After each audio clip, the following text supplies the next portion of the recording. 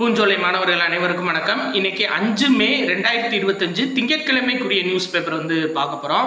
So headlines என்ன அப்படின்னு சொல்லி பார்த்தீங்க அப்படின்னா, மேற்கு வங்கத்தில் மத தீவிரவாதம் அப்படின்னு சொல்லிட்டு மத்திய உள்துறை அமைச்சர்கிட்ட மேற்கு வங்கத்தோட ஆளுநர் அறிக்கை அனுப்பிச்சிருக்காரு.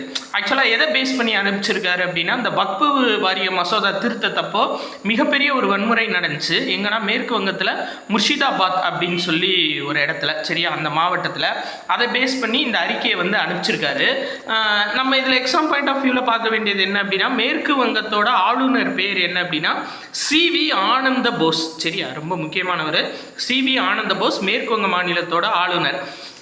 இவர் என்ன குறிப்பிட்டிருக்காரு அப்படின்னா, இந்த 356 நம்ம பார்த்தோம் பார்த்தீங்களா, மாநில நெருக்கடி, அந்த நெருக்கடி நிலையை குறிப்பிட்டிருக்காரு. ஆனால் இதை நெருக்கடி நிலையை போடணும்னு சொல்லலை, ஆனால் இதுக்கான வாய்ப்பு கூறுகள் இருக்குது அப்படின்ற மாதிரி எழுதி கொடுத்துருக்காரு. இதில் எக்ஸாம் பாயிண்ட் ஆஃப் வியூவில் நம்ம பார்க்க வேண்டியது 1952ஆம் ஆண்டு விசாரணை ஆணைய சட்டத்தின் கீழ். அப்போ இது ரொம்ப முக்கியம்.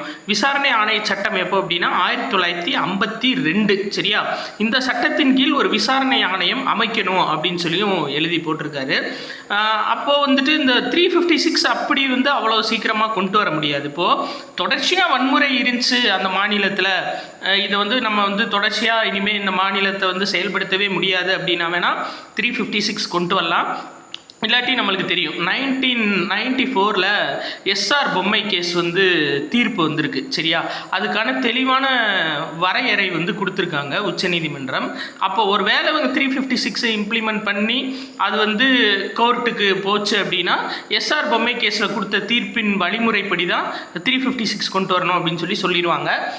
நம்ம இதில் எக்ஸாம் பாயிண்ட் ஆஃப் வியூவில் பார்க்க வேண்டியது என்ன அப்படின்னா, அதாவது 1952ஆம் ஆண்டு விசாரணை ஆணைய சட்டம், இதை மட்டும் ஞாபகம். அதே மாதிரி எல்லையில் தொடரும் பதற்றம்னு சொல்லியிருக்காங்க. விமானப்படை தளபதியோட ஆலோசனைன்னு சொல்லியிருக்காங்க. ஸோ விமானப்படை தளபதி அவர் பேர் என்ன அப்படின்னு சொல்லி பார்த்தீங்கன்னா அமர்பிரீத் சிங். சரியா, இங்கே கொடுத்துருப்பாங்க, அதாவது உள்ளே கொடுத்துருப்பாங்க. ஷார்ட்கட்டாக அவர் பேரை ஷார்ட்டாக கொடுத்துருப்பாங்க. சரியா, இனிஷியல் மட்டும் ஏபி சிங் அப்படின்னு கொடுத்துருப்பாங்க. பார்த்தீங்களா, அவர் பேர் என்ன அப்படின்னா அமர்பிரீத் சிங், விமானப்படையோட தளபதியோட பேர். சரியா, சரி, அடுத்தது பார்க்கலாம். இது ரொம்ப முக்கியமானதுங்க. என்ன அப்படின்னா, ரெகுநாத காவிரி வாய்க்கால் அப்படின்னு ஒரு வாய்க்கால் இருக்குது. எங்கே அப்படின்னா கமுதி ஏரியாவில். இங்கே ஒரு நந்தி சிலை எடுக்கப்பட்டிருக்கு. இது 13ஆம் நூற்றாண்டை சேர்ந்தது.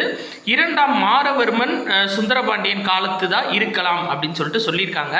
நம்மளுக்கு அகழாய்வுகள் சார்ந்து நம்ம கொஞ்சம் தெரிஞ்சு வச்சுக்கிறது நல்லது. சரியா, இது இப்போ ரீசெண்டாக வந்திருக்கு, பேசிக்காக ஞாபகம் வச்சுக்கோங்க. சரியா, நந்தி சிலை கமுதி அருகே பாக்குவெட்டி ரெகுநாத காவிரி வாய்க்காலில் மண்ணுக்குள் புதந்து கிடந்த பழமையான நந்தி சிலை மீட்பு. அது 13ஆம் நூற்றாண்டுக்குரியதா, 2ஆம் மாரவர்ம சுந்தரபாண்டியன் காலத்துக்குரியதா இருக்கலாம் அப்படின்னு சொல்லியிருக்காங்க. சரியா, சரி, அடுத்தது பாருங்க.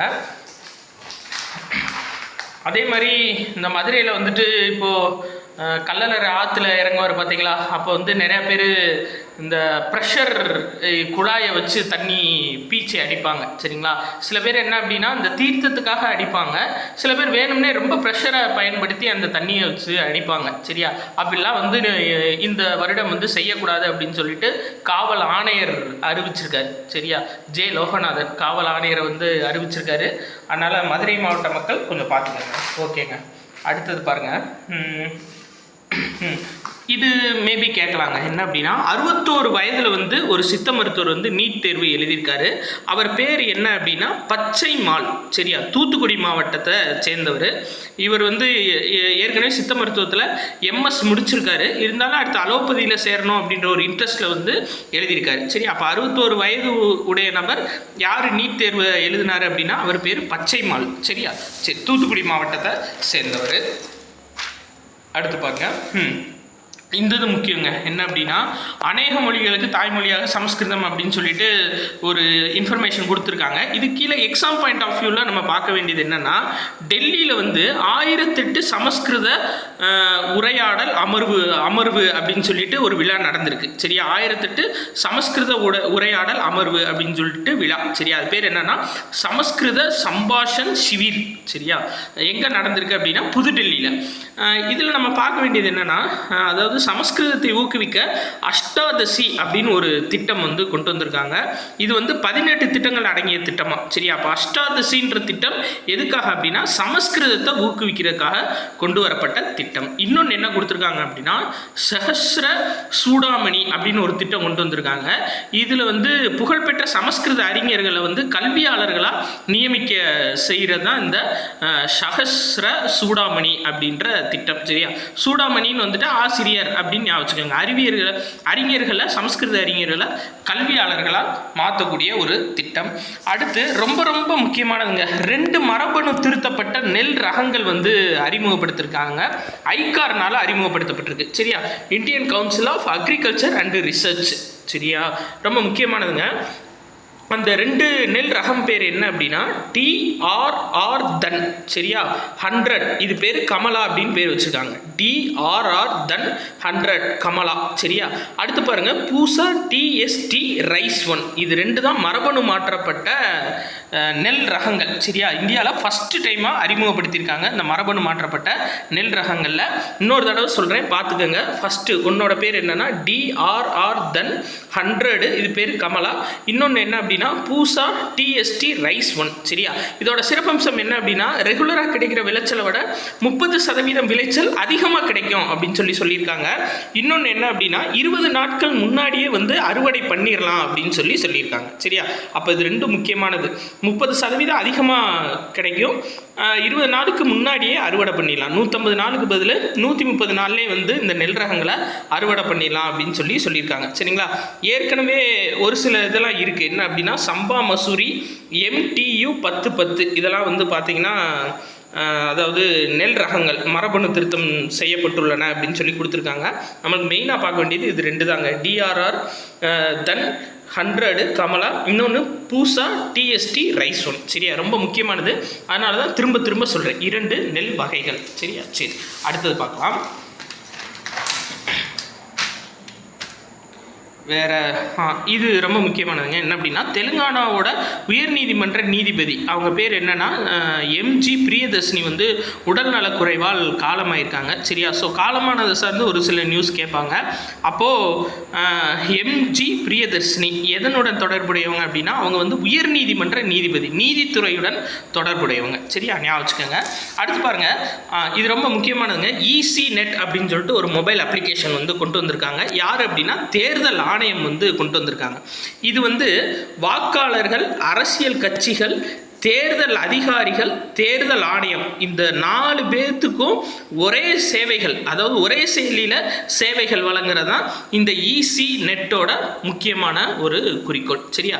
அப்போ ரொம்ப முக்கியமானது ECNet யார் வெளியிட்டிருக்காங்க அப்படின்னா இந்திய தேர்தல் ஆணையம் வந்து வெளியிட்டிருக்காங்க, சரியா?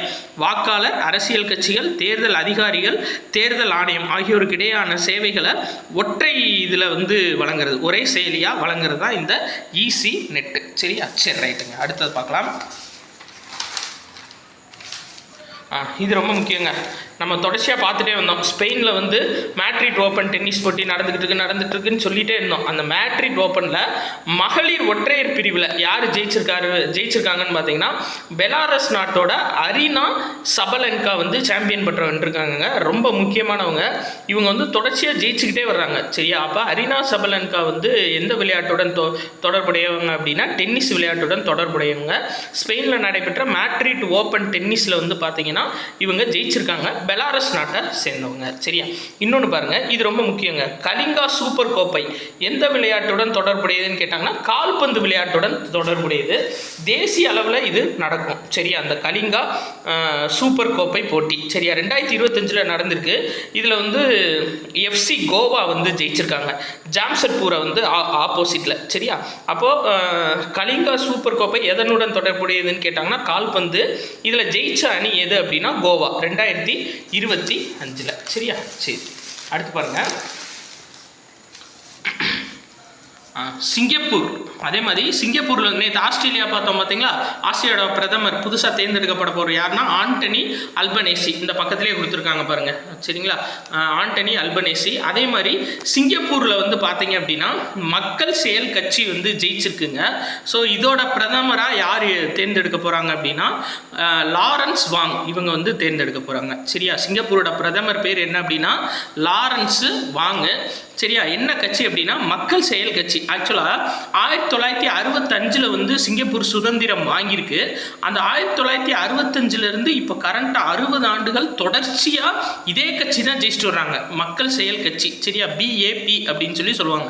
அப்போ கேட்பாங்க பிஏபி மக்கள் செயல் கட்சி எந்த நாட்டுக்குரியது அப்படின்னு கேட்டாங்கன்னா சிங்கப்பூர் நாட்டுக்குரியது. சரியா, சரி ரைட், ஓகேங்க. இன்னைக்கு முக்கியமான நியூஸ் எல்லாமே வந்து பார்த்துட்டோம். ஸோ தொடர்ச்சியாக பாருங்கள், பிடிச்சிருந்தா கண்டிப்பாக உங்கள் ஃப்ரெண்ட்ஸ் எல்லாத்துக்குமே வந்து ஷேர் பண்ணுங்கள். சரிங்களா, நன்றி.